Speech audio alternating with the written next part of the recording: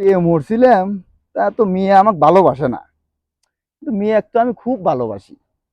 আর দেই ফোন দেই তো গার্লফ্রেন্ড দেই কি কি কয়। নাম্বারও ব্ল্যাক লিস্ট করে দিয়ে দিছে। প্রেমিকাটা আমি এত ভালোবাসলাম, আর হে আমাকে এল্লা ভালোবাসে না। আমি তো, আমার তো মাথা খালি ঘুরতে আছে। এখন আব্বা কইলাম কালকে আব্বা একটু বিয়ে হরা দাও। তা আব্বা কাছে তোর যদি কোনো পছন্দের মেয়ে থাকে তাহলে তুই নিয়ে আসিস। তো আমি তো এখন ওই ছেড়ি কইলাম যে হনো, যা কিছু ওর তো হয়ে গেছে, খালি এখন আমরা দুজন হাত ধরে চলিয়ে যাই, যাই আব্বা কই গে আব্বার পাও ধরি গে আব্বা সব ভুল ক্ষমা হেরে দিবেনি।